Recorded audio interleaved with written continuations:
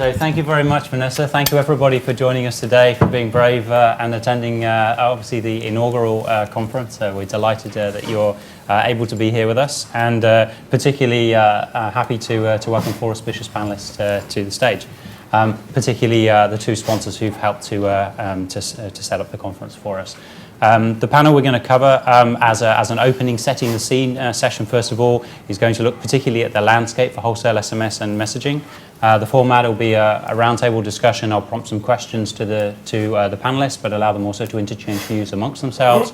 We'll talk for maybe 30 minutes or so, but feel free to raise a hand or chip in. We'll try and reserve 5 to 10 minutes at the end of the panel for questions directly from the floor. If you do ask questions, please just let us know your affiliation when you ask the question before you ask the question. Okay. As Vanessa said, I represent Arthur D. Little. We're a strategic and management consultancy. We work globally, and I head the telecoms and media team. There's plenty more information in the packs and on our website. I won't say any more about the company. So I'd like to hand over to the panelists to introduce themselves. Maybe the best way is to just work from my right. So Perry, would you like to go first?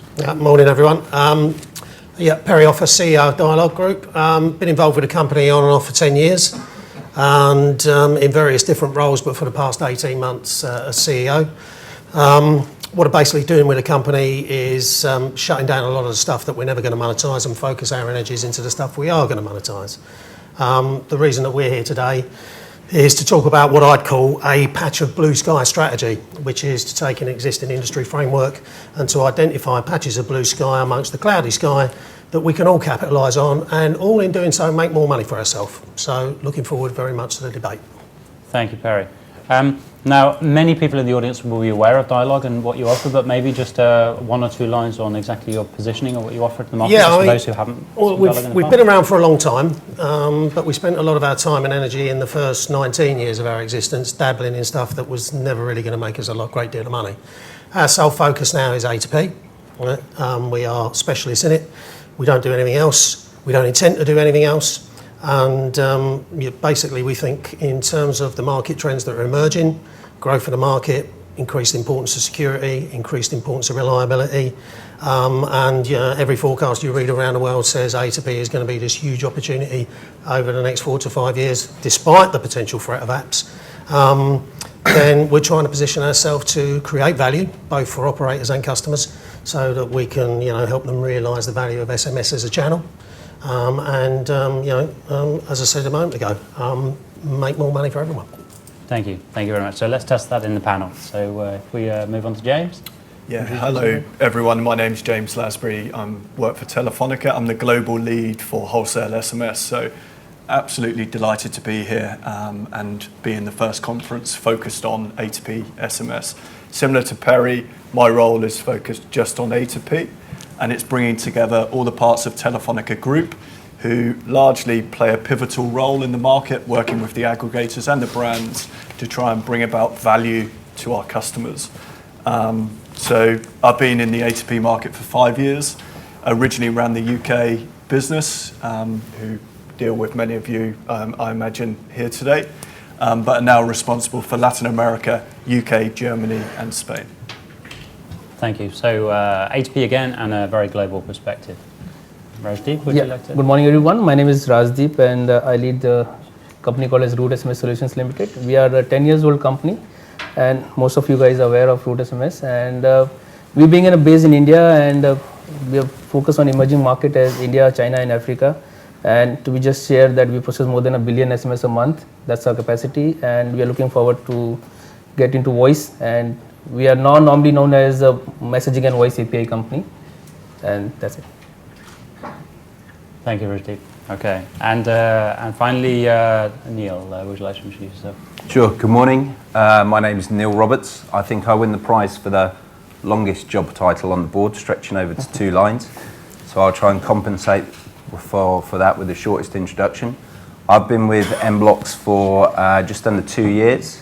I run the commercial operations side of the business, so routing, pricing and procurement. mBlocks is focused in the messaging space very heavily in A2P wholesale bulk messaging, having exited from premium SMS some short while ago. Prior to mBlocks, I was the commercial owner for the SMS product line within Vodafone UK, where I dealt with both premium, wholesale, and also the advertising, and was involved in the early negotiation stages of the Weave joint venture. Thank you very much. Okay, so a couple of very interesting roles for Neil. So let's kick off with talking about the landscape first of all. Already growth has been alluded to, and obviously there's a lot of volume growth within the market. But could we start maybe by asking where you see the main challenges for growth in the market? Do you see consistent volume growth and consistent revenue growth in both SMS and A2P, or do you see volume growth but limited revenue growth? What's the relative balance of the mix of volumes versus revenues? So at Telefonica, there's a lot of speculation about the growth in A2P. So we did a piece of research with Accenture that we commissioned over the last 6 months. The rationale for that research was to understand the market in more detail and understand the segments that were growing. And I can share with you a few of the facts around that. So in the next 3 years, what is very clear across all of the markets was that there was growth in A2P. And I think we all understand that. And that's growth in volume, but also once the pricing reaches a point that it plateaus, growth in the actual revenues that can be made from this market. If we look at the core markets for Telefonica, and that's where the study focused, Latin America, it saw strong double-digit growth, so between 18 and 19% in the likes of Argentina and Brazil. And in Europe, across UK, Spain and Germany, around about 6 to 8% growth, which is strong considering the maturity of the markets. Absolutely, and that's revenue growth, not volume growth. That's revenue. That's revenue growth. The actual volume growth is much higher. Yeah, absolutely. Yeah. Okay, and you alluded to pricing and pricing pressure. So, and the potential for a plateau or a moderation in price pressure. How far away do you see that? It depends wholly on the markets. Okay. I think from a UK perspective, we're reaching a point where it's plateauing. At a point similar to the interconnect in Spain and Germany. Those markets, we're still seeing quite a lot of fluctuation and change, and I think we'll continue to do so. In Latin America, those markets from a maturity perspective, although they offer similar services and the platforms are similar, I think there's a lot to be done in terms of removing the likes of fraud, illegitimate routes, SIM farms, etc., which will then lead to some stability thereafter. Mm-hmm. Fantastic. Is that view and that forecast for the market consistent with the views of the other panelists? Would somebody else like to comment? I mean, certainly I'd concur with the growth in volumes. We see volume growth in the region of 10 to 20%, depending on the individual markets that you go into. Although I think my boss has a higher view looking at my target for next year. He's expecting some more considerable growth.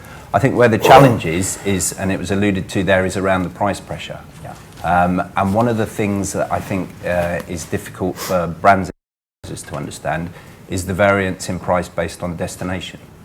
So historically, there's always been an association with the interworked fees and the value of a message to the customers. And I'm not necessarily sure that you can defend that position on a global scale when you have such variance in interwork fees. But certainly the growth in the volume, and I think we're continuing to see pressure on the revenue. So the revenue per messages across many markets are declining. It's the trend is bucked in some for various reasons that I'm sure we'll come on to, but volume growth, absolutely. Yeah, and I think I need to add this, like we're talking about Latin America and Europe as the one market, but I think we should also consider as Asia market as a big market. Like I'm from India, and I know about 4 billion SMS sent, A2P SMS sent every month in India itself. If you combine India, China and Africa, I think over 10 billion A2P SMS sent every month. So that's a market where the volume is very high, and we do see pricing is now stabilized over there, and we do see a very high revenue as far as the volume is concerned. So there is a growth and volume, both the side, in revenue and volume in Asia market. And that's the most, I think we need to now actually think about overall market as a 3 different markets: high risk, low risk and no risk. So India is where I think India and Asia is a market where we have A2P and P2P both can grow together. Still, because of the people don't have the smartphone the way people have in Europe. So I think the volume is definitely growing in A2P segment, and we all need to focus more on A2P side, because I belong to the company which focus more on A2P side of business. But volume wise, if you see Europe, yes, there's a growth, but Asia and Africa could be the next market for the rest of the guys to focus on. Okay, thank you, Rajdip. And so definitely also in some markets, some other markets, there's still resilient growth in P2B, the later adopting markets. Fantastic. Barry, would you like to add anything on market volume? Yeah, I mean, volumes are one thing, but money's another. I'm not into unprofitable growth. I think the key to all of this is, no disrespect to this man here, but this is all in the hands of the operators. And I would say a couple of things. Given that this is going out on film, I'm happy to invite the CEO of every operator in the world to get a whiteboard and sit down with his CFO one afternoon and just do a session that looks at the interconnectedness of revenue and profit streams. And to take a step back and learn some things from that. Because, they're all sitting there congratulating, we've sold a load of Sims this month for a shed load of money. Yeah, but they're all in the back of some van driving around between masts and they're destroying your A to B revenues. What's the point? Right? So the kind of growth I want to see in the marketplace is driven by a growth of knowledge amongst the operators themselves, that you have this problem and it's within your power to do something about it. Do we honestly see a future on an industry based predominantly on fraud? No. Right. But then, given that you understand that you've got this opportunity, please don't kill the goose that lays the golden egg by setting a price up there and decimating the volume. So I notice on the next seminar, that's one of the points that's going to be discussed, and I'll be sitting in on that seminar because I think that is key to it all, given that you've taken them through the journey of their understanding now being in place that says, we have this problem, but you know what, we don't have to change much to do something about it. Thank you very much. So yeah, absolutely. I think fraud and revenue protection is as important as finding a way to monetize from the customer perspective. Obviously, I'm going to bounce this question towards James, as is the operator on the panel, although you're not the CEO, so don't feel obliged to thankfully to return the view. So it's fair. It's a fair comment. I think the decisions operators need to consider are balancing those between the consumer demand and when speaking to aggregators in the market who really are dealing with customers every day and really understand what is going on in terms of the demand and the price point, what we see is a demand for competitiveness. And from a consumer perspective, it's that competitiveness that's driven this data demand, which ultimately has undercut and created an industry for the likes of the SIM farms.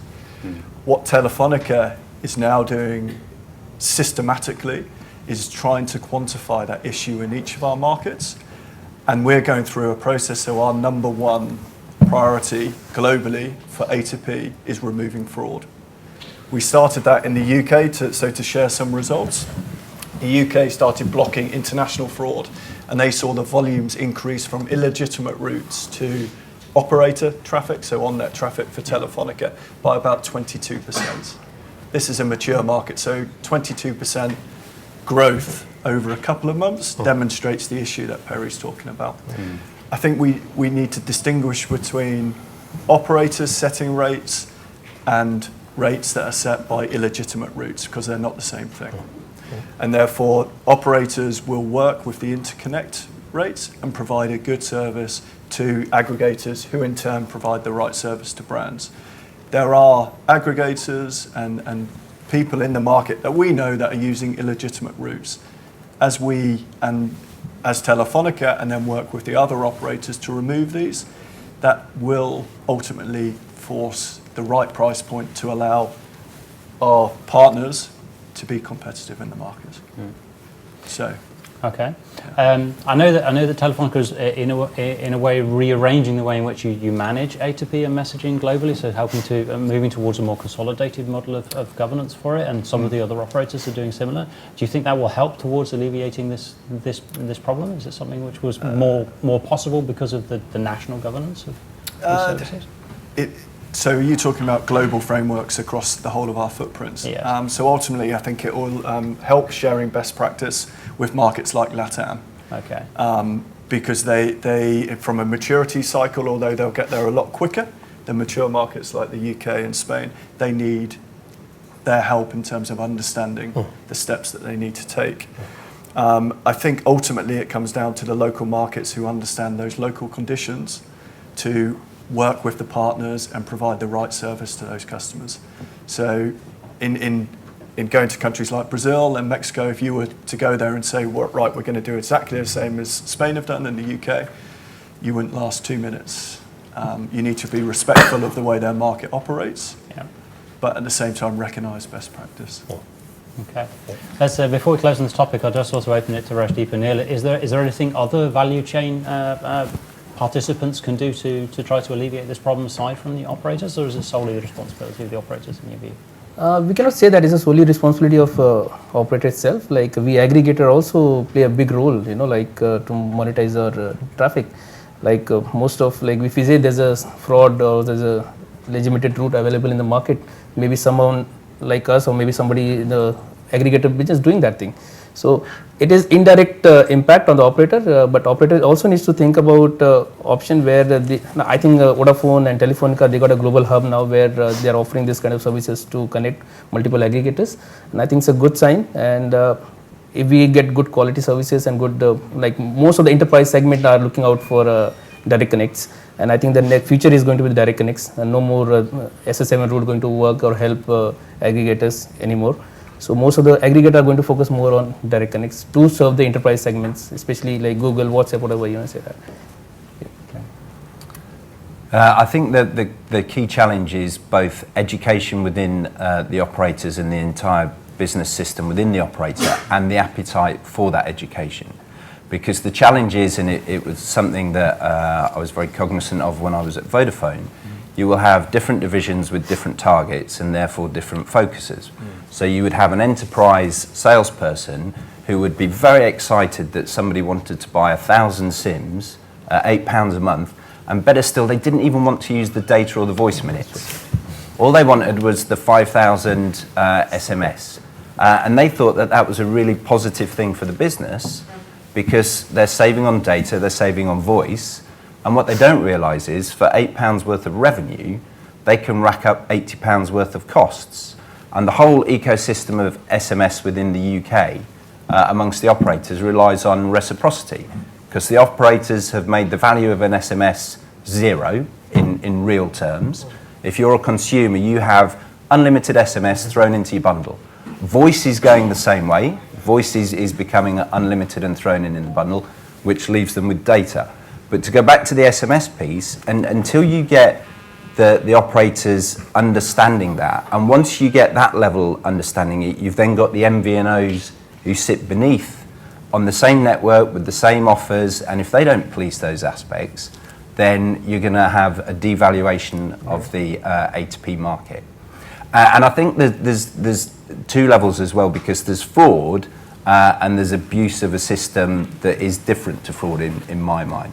So the blocking and filtering is very good in terms of legitimising all of the traffic, but that needs to be done in a very controlled manner so that the customer experience doesn't divert people. And to Perry's point earlier, we then need to be cognizant, because some operators block and filter and then the price is very high. And if that extends, then what you do then is invite over the top players. Correct. Because if it was £1 a message, everybody would find an alternative way of doing it. So that's the challenge, I think. And as Perry's point said, the operators are very much in control of that, but we need to engage with them from our community and assist in that education. Because I think that it's, for one man, it's a big job, right? Yeah, I think I just need to add to this. Like recently, Grameen Phone Bangladesh has just added a filter, and they increased the price by 100 times, So operators should also think about what kind of pricing they're going to get in the market. So I think operator needs to focus on that. You cannot just increase price to 100 times or 200 times. Let the aggregator, because we got some certain client base which works on a certain pricing, So be logical in the market when you do a pricing. So there are operators who are taking initiative to give up aggregator or define a set of aggregator who can sell their A2P routes. But recent updates in Asia, I think it's going to create more loss of volume to the operator. Okay, yeah. So you need to be careful if you introduce a new cost element that disrupts the existing value flows. Just before we move off this topic, the other thing I wanted to pick up on was the comment about the alleviation of price pressure. Can we just identify where that alleviation is coming from? Is that because of regulation? Is that a reduction in the level of competing providers? Is it because the price has fallen so low we're getting close to the marginal cost of production? You know, what's causing the plateau? So largely it's driven by the interconnect in the local countries. I think there's a balancing act. So I'd say for a start, the operator doesn't set the price 100 to 200 times higher than it needs to be. We try and work with the aggregators to understand the right market rate. The second thing I'd say is it's very dangerous to push the pricing too low.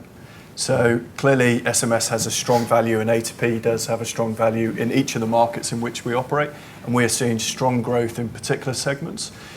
We don't want to see A2P go the same way as P2P, because then spam, the value of the message will actually deteriorate. So actually there's an obligation amongst both the aggregators and the operators to keep the value there for the customer. Because if SMS and A2P messaging becomes like spam, this marketplace will be destroyed overnight.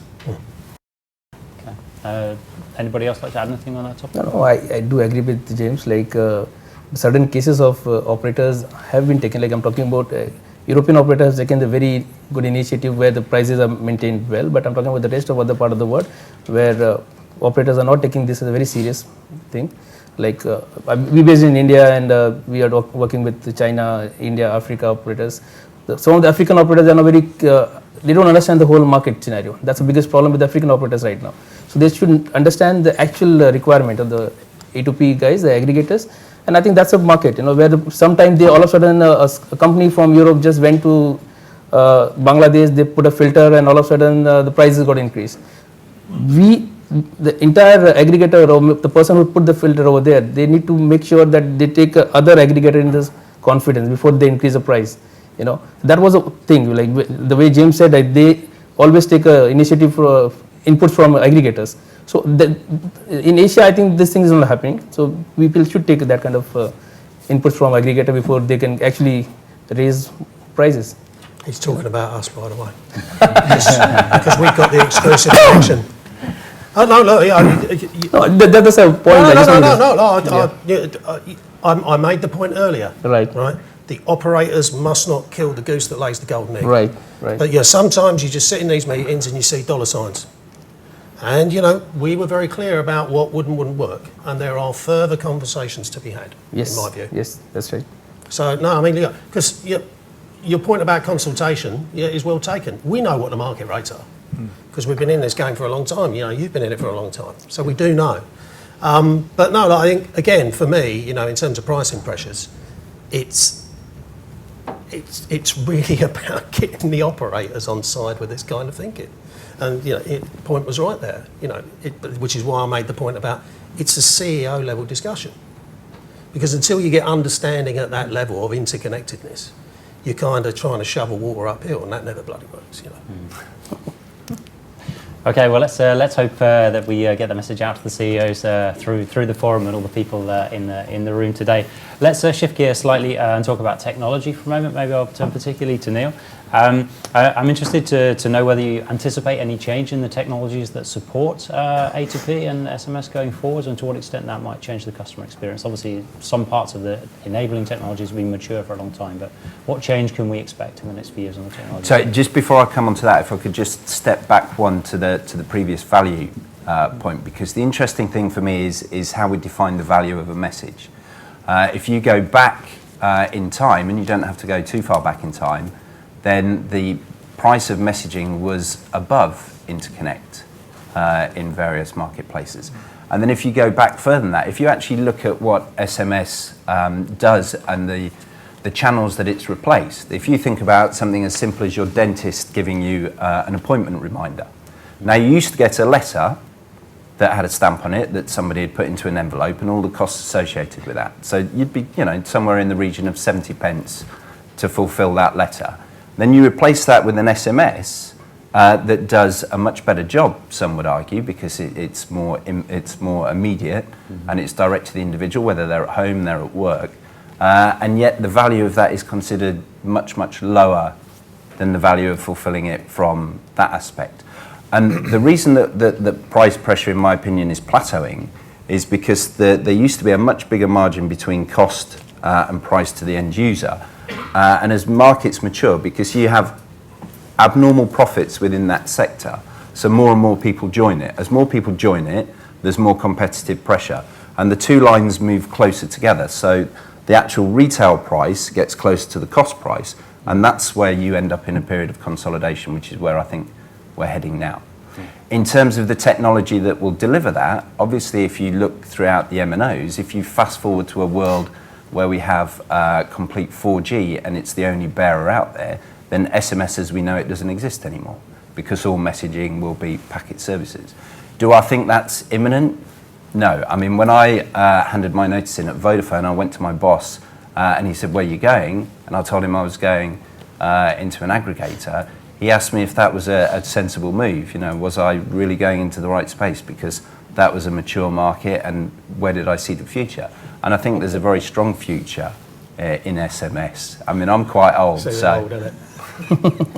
yeah, but you know, his eyes were very much focused on, and he was the business and strategy director, right? But his eyes are focused in other areas, as all MNOs are, because they're very, very big businesses, and bulk SMS is a very, very small revenue line within it.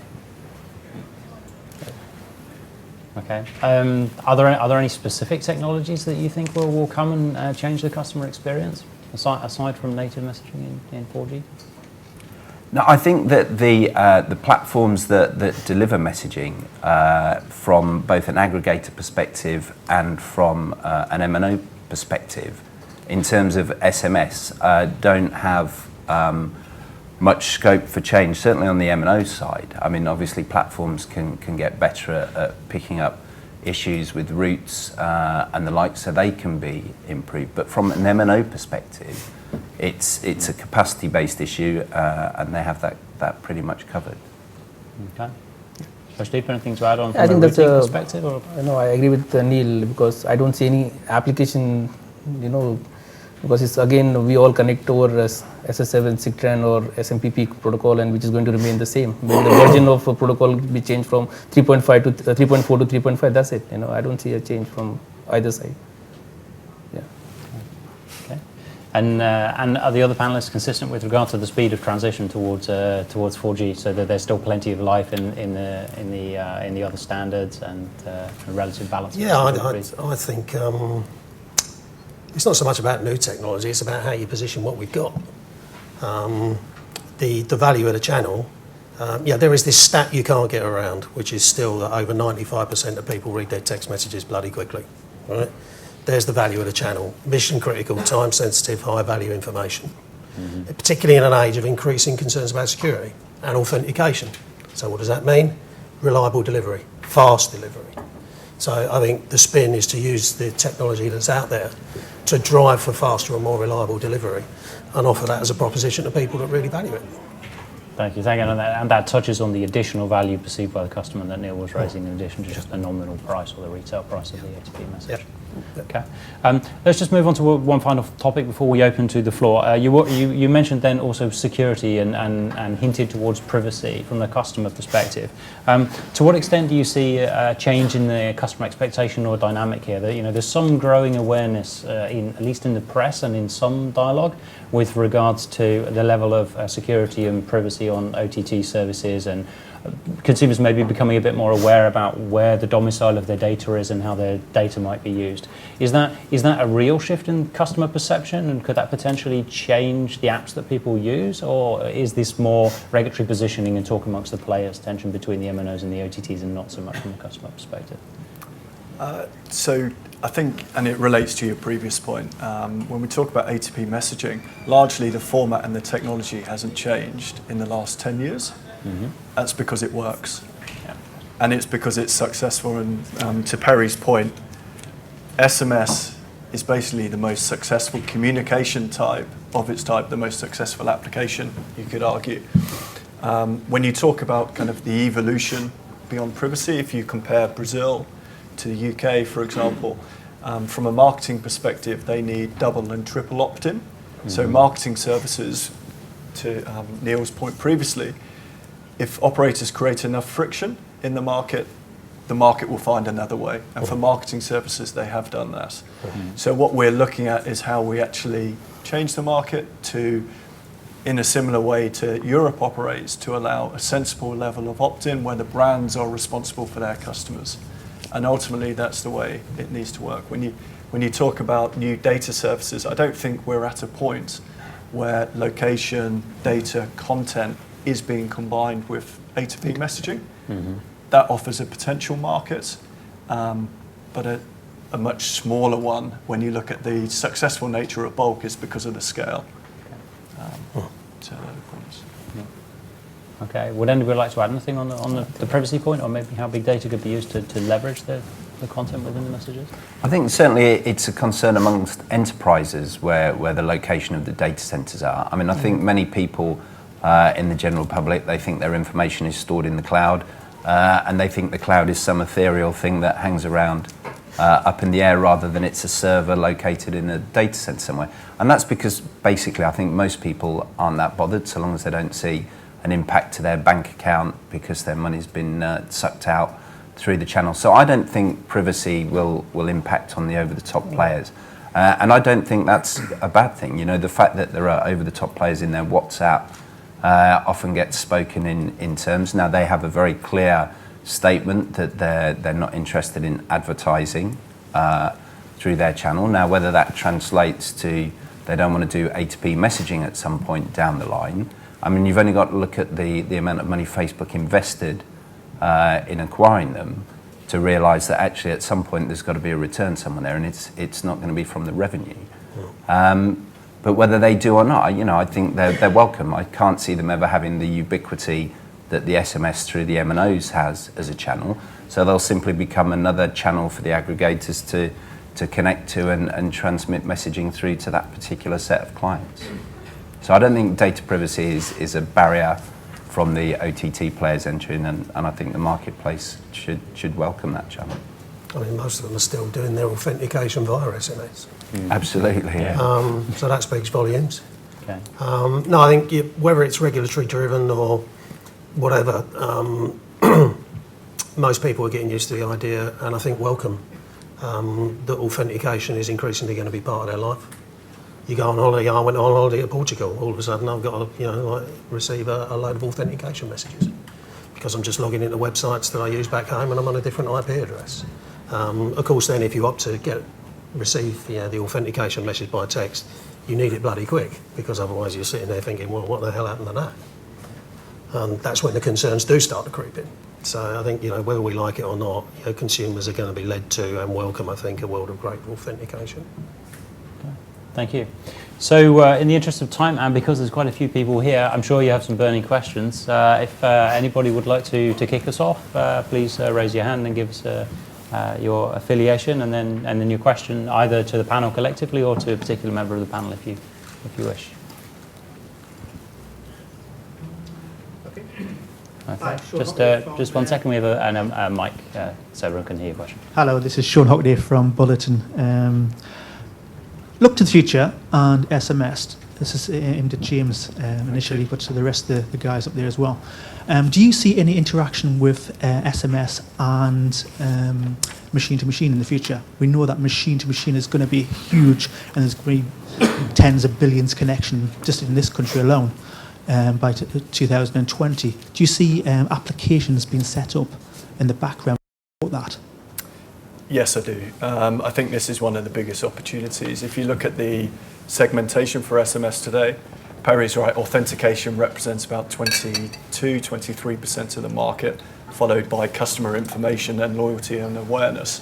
If you look at home services, they're about 3% of A2P messaging today. That's what the Accenture study showed. There's a lot of latent